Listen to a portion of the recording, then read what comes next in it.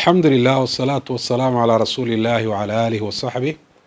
وسلم تسليما كثيرا أما بعد السلام عليكم ورحمة الله وبركاته waxaynu ogsoonahay guud ahaan inaynu ku jiro bil ka mida afarta bilood ee ilaahay subxaana watacaala uu xurumeeyey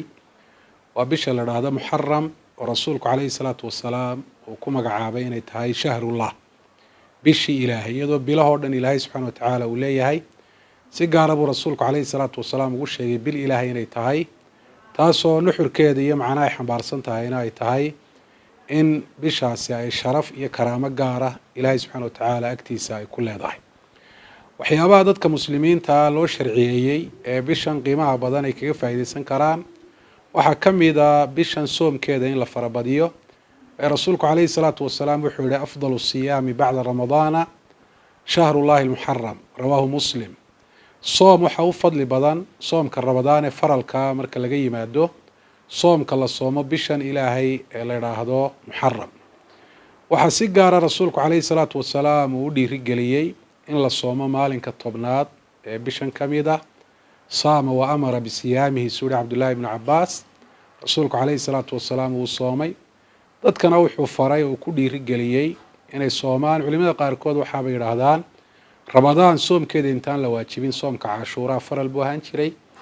marka faralnimadii baa meesha laga saaray waxaa hadhay sunnanimadii nebi maxamed calayhi salaatu wasalaam markii uu soomay yowmu cashuura oo maalinka tobnaad ee bisha muxaram ahna maalinkii ilaahay subxaana watacaala nebiyullaahi muusa uu ka badbaadiyey fircoon iyo colkiisa nebi muusena calayhi salaatu wasalaam uu soomay isagoo nicmadaa weyn ilaahay uga mahadnaqaaya nebi maxamedna calayhi salaatu wasalaam sida aynu sheegnay uu soomay isagoo isaguna ku faraxsan nicmadaa weyn ee ilaahay uu siiyey walaalkii nebi muuse waxaa rasuulka lagu yihi waa maalin ay yuhuuddu weyneyso rasuulkuna calayhi salaatu wasalaam wuxuu ku dadaali jiray yuhuuddu maadaama ay yihiin qoom lunsan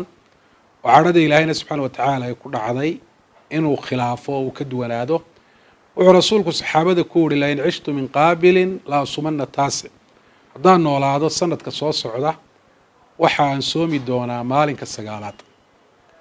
oo maalinka sagaalaad iyo maalinka tobnaad baan isku dari doonaa sidaa in loo fasiro ayay culimadu u badan yihiin oo maalinkii tobnaad iyo yowmu cashuuraa soomkiisu waa halkiisii maalinka sagaalaadna waan ka horreysiin doonaa buuhi nebigu calayhi salaatu wasalaam sababta u weyn ee muuqata ee rasuulku maalinka sagaalaad inuu ku darana uu niyeystay waxay tahay waa si uu yuhuud uga duwanaado sababo kalena way sheegaan culimadu sida in loo dadaalo soomka cashuura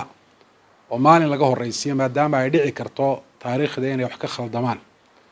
rasuulkuna caleyhi afdal salaatu watasliim soomka cashuura fadli weyn buu u sheegay oo wuxuu rasuulku calayhi salaatu wasalaam yidhi sowmu yowmi cashuura axtasibu cala allah an yukafira asana alatii qablahu soomka maalinka cashuura waxaan ilaahay subxaana watacaala kaga rajaynayaa inuu ilaahay qofka soome ee muslimkaa ugu dhaafo sanadkii tegay dembigiisa marka maadaama soomka maalintaasi saa uu fadli badan yahay taariikhdan ay dhici karta inay wax ka khaldamaan inuu qofku ka horreysiiyo maalinka sagaalaad ixtiyaad ahaan iyo dadaal ahaan taana culimada qaarkood way sheegeen waxaan intaa ku darayaa dadku alxamdulilah maanta in badan bay maqleen soomka cashuura iyo fadliga uu leeyahay waanay ku dadaalaan oo waddankeenu sidii ramadaan oo kale ayuu u ekaadaa maalmaha soomkoodu fadliga badan yahay sida yowmu cashuura iyo yowmu carafa laakiin maanta waxaa jira oo inaan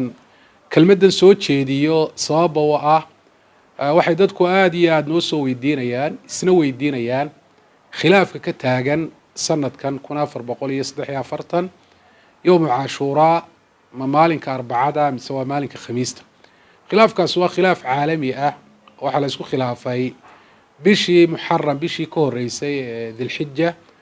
waxay ku dhammaatay 30 mise 29 wadamada islaamka qaarkood waxay leeyihin 30 bay ku dhammaatay sida sacuudiga oo kale maalinkii cashuura waxay ku wadaan iyagu maalinka khamiista maalinka arbacaduna waa maalinkii sagaalaad ee isna sunna ay ahayd in laga horreysiiya ayay leeyihin wadamada qaarkood sida masar oo kale iyagu waxa ay ku wadaan inay 29 ku dhammaatay oo yowmu cashuura uu yahay maalinka arbacada maalinkii sagaalaadna maalinkan aynu ku jirno oo salaasada inuu yahay marka arrintaasoo kale marka ay dhacdo maxaa xal u noqonaya oo arrinay hore uga hadleen culimada islaamku oo taawuus oo kale taabici buu ahaa saxaabadii rasuulka soo gaadhay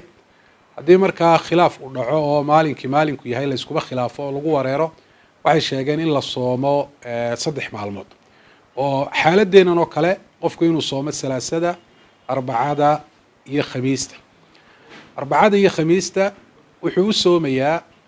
ama khamiistay noqonaysaa cashuura ama arbacaday noqonaysaa salaasadana wuxuu uga horraysiinayaa si maalinkii sagaalaad isagana aanu u seegin maalinkii sagaalaad arbacada iyo salaasada midkoodun buu noqonayaa imaamu axmed raximah ullahu tacaala isaguna sidaasoo kale ayuu yidhi 3 maalmood qofku inuu soomo si uu shakigaba uga baxo maanta waa salaasa qofkii markaa soomay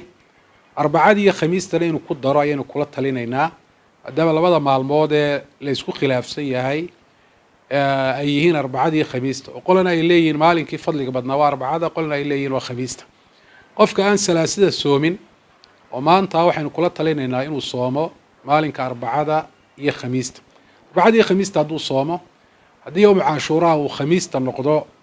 maalinkii sagaalaad iyo maalinkii tobnaad ba inuu soomo bay noqonaysaa haddii yowmu cashuuraha uu noqdo saa wadamada qaarkood ay ku wadaan maalinka arbacadana waxay noqonaysaa inuu soomay maalinkii cashuuraha ee fadliga badnaa iyo maalin ka dambeeya oo labadii maqsuudba ay xaasileen soomkii cashuuraa iyo inuu yuhuuddiina khilaafay oo maalin kale uu ku daray maalinku ha kaba dambeeyabe markaa qofka sooma arbacada iyo khamiista waxaa la odhan karaa soomkii yowmu cashuuraa wuu waafaqay isagu